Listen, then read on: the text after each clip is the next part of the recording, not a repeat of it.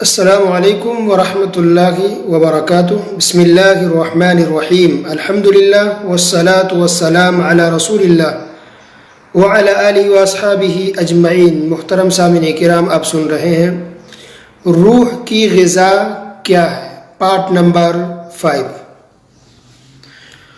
اللہ سبحانہ و تعالی نے ذکر و اذکار کرنے کا باقاعدہ حکم دیا ہے قرآن مجید کے اندر اور کئی جگہ.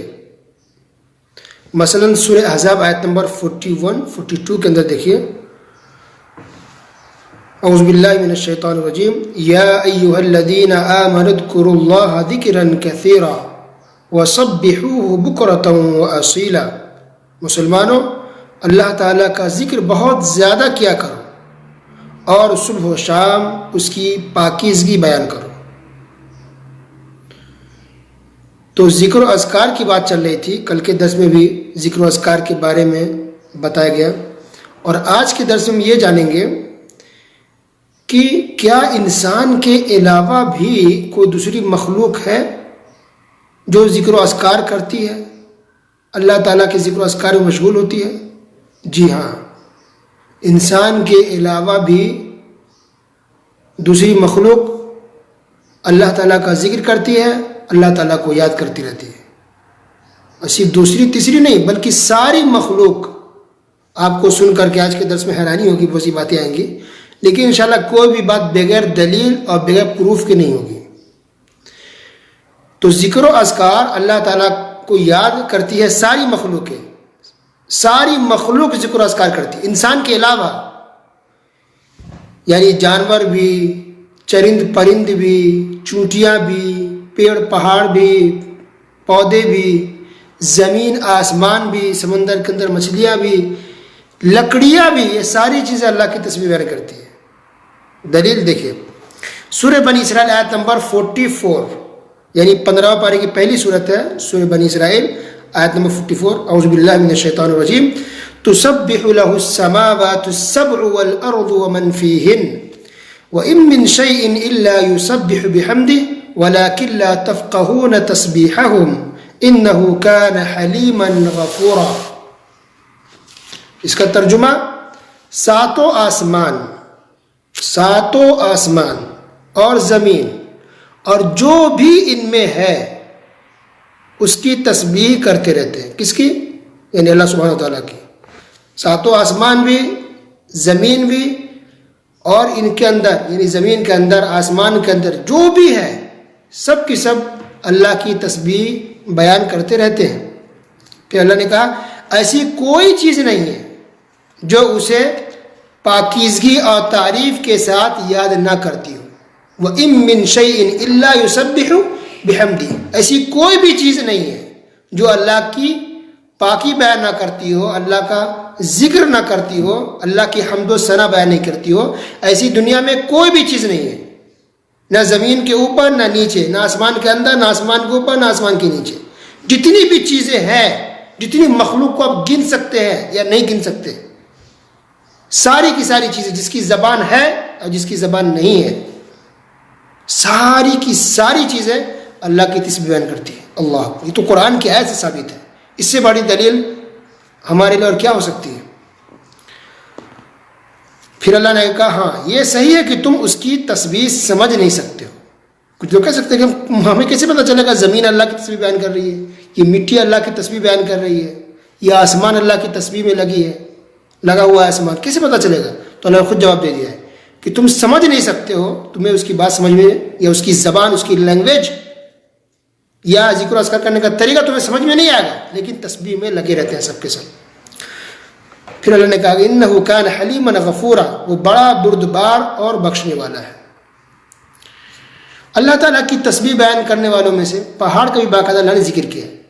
تو ہر چیزیں، ساری مخلوق اللہ کی تسبیح بیان کرتی ہے، ذکر و اذکار کرتی ہے. لیکن ان میں سے کچھ کا باقاعدہ نام لے کر کے بھی ذکر کیا گیا ہے۔ مثال کے طور پر پہاڑ بھی اللہ کی تسبیح بیان کرتی ہے۔ پہاڑ کا ذکر ہے سورہ صاد آیت نمبر 18، اِنَّا سَخَّرْنَا الْجِبَالَ مَعَهُ يُسَبِّحْنَ بِالْعَشِيِّ وَالْإِشْرَاقِ، ہم نے پہاڑوں کو داؤد علیہ السلام کے تابع کر دیا، بس وہ شام کو اور صبح کو اس کے ساتھ اللہ کی تسبیح بیان کرتے ہیں۔ تو پہاڑ جو دیکھ رہے ہیں آپ، اتنے بڑے بڑے پہاڑ، لوگ گھومنے تو جاتے ہیں، فوٹو تو نکال لیتے پہاڑ کا، لیکن غور کیے کہ پہاڑ بھی اللہ کی تسبیح بیان کرتے ہیں۔ اسی طرح کچھ پتھروں کے بارے میں اللہ نے ذکر کیا۔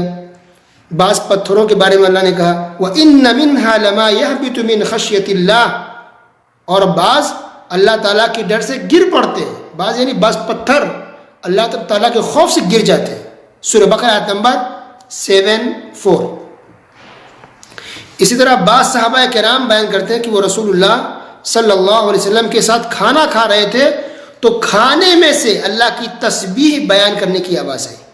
کھانا جو کھا رہے تھے اس کھانے کے اندر سے ذکر و اذکار اور اللہ کی تسبیح بیان کرنے کی آواز سنائی دی، صحابہ کرام نے اس کو سنا۔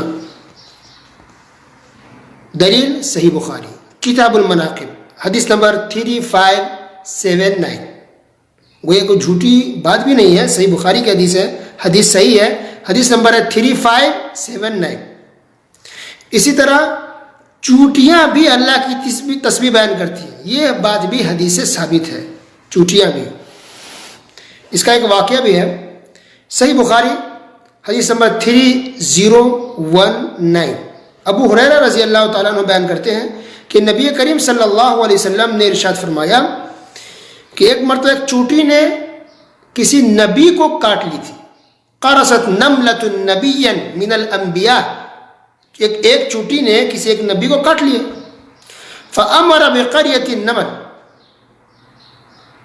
تو انہوں نے، اس نبی نے چوٹیوں کی پوری ایک جماعت کو، یا جہاں وہ لوگ چوٹیاں رہتی تھی اس پوری جگہ کو مارنے کا حکم دیا، وہاں کی پوری چوٹیوں کو۔ فاحرقت، تو ساری چوٹیاں جو وہاں رہتی تھی اس کو جلا دیا گیا۔